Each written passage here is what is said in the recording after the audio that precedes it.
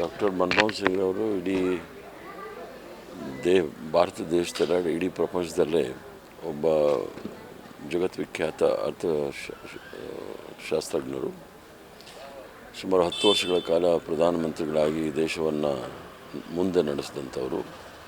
1991ನೇ ಇಸ್ವಿನಲ್ಲಿ doctor Manmohan Singh ಅವರ ಜೊತೆ ಹಣಕಾಸು ಸಚಿವರಾಗಿ ಆರ್ಥಿಕ ಕ್ಷೇತ್ರದಲ್ಲಿ ಭಾಳಷ್ಟು ಸುಧಾರಣೆಗಳನ್ನು ತಂದು ಆ ಸಂದರ್ಭದಲ್ಲಿ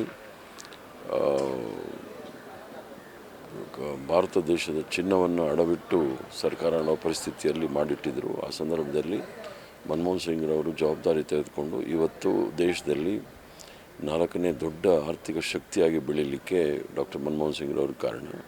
ಮತ್ತು ಅವರು ಪ್ರಧಾನಮಂತ್ರಿ ಆಗಿರೋ ಸಂದರ್ಭದಲ್ಲಿ ಕೇವಲ ಕಾರ್ಯಕ್ರಮಗಳಲ್ಲ, ಅವರು ಸಾಮಾನ್ಯ ಜನಗಳಿಗೆ ಅವರ ಹಕ್ಕನ್ನು ಕೊಡಲಿಕ್ಕೆ ಪ್ರಯತ್ನವನ್ನು ಮಾಡಿದ್ರು. ಹಕ್ಕು ಅಂತ ಹೇಳಿದ್ರೆ ಕಾನೂನಾತ್ಮಕವಾಗಿ ಅವರಿಗೆ ಜೀವನ ನಡೆಸಲಿಕ್ಕೋಸ್ಕರ ಮನ್ರೇಗಾ, ಸರ್ವಶಿಕ್ಷಾ ಅಭಿಯಾನ್, ಗ್ರಾಮೀಣ ಪ್ರದೇಶದಲ್ಲಿರ್ತಕ್ಕಂಥ ಮಕ್ಕಳಿಗೆ ವಿದ್ಯಾಭ್ಯಾಸದ ವಿಚಾರದಲ್ಲಿ ಮತ್ತು ಮಧ್ಯಾಹ್ನದ ಊಟ, ಅದರ ಜೊತೆಗೆ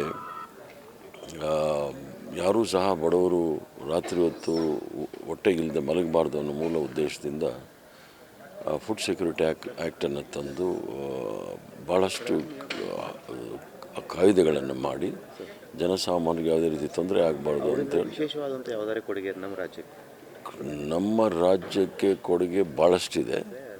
ಅದರಲ್ಲೂ ಸಹ ಇಡೀ ದೇಶದಲ್ಲಿ ನೀವು ನೋಡಬೇಕಂದ್ರೆ 108 ಆ್ಯಂಬುಲೆನ್ಸ್ ಕೊಟ್ಟಿರ್ತಕ್ಕಂಥದ್ದೇ ಅವರು. ಅದು ಕೇವಲ ಅದೊಂದೇ ಅಲ್ಲ, ಮತ್ತು ಈ ಹೆಲ್ತ್ ಮಿಷನ್ ಅಂತ ಮಾಡಿದಾಗ ಕರ್ನಾಟಕ ರಾಜ್ಯದಲ್ಲಿ ಹಲವಾರು ದೊಡ್ಡ ಹಾಸ್ಪಿಟ್ಲಿಗೆ ಬೆಂಗಳೂರು ನಗರದಲ್ಲಿರ್ಬೋದು, ಗುಲ್ಬರ್ಗಾದಲ್ಲಿರ್ಬೋದು ದೊಡ್ಡ ಅನುಕೂಲಗಳಾಯಿತು. ಗುಲ್ಬರ್ಗಾದಲ್ಲಿ ESI ಹಾಸ್ಪಿಟಲ್ ಬರಬೇಕಂದ್ರೆ ಅವ್ರ ಕಾರಣ ಹಲವಾರು.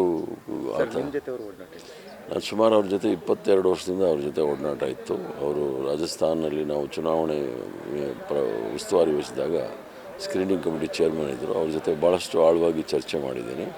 ಭಾಳ ಮೃದುಭಾಷಿ ಮತ್ತು ಮಿತಭಾಷಿ, ಸರಳ ಸಜ್ಜನ ವ್ಯಕ್ತಿ ನಾವು ಕಳ್ಕೊಂಡಿದ್ದೀವಿ.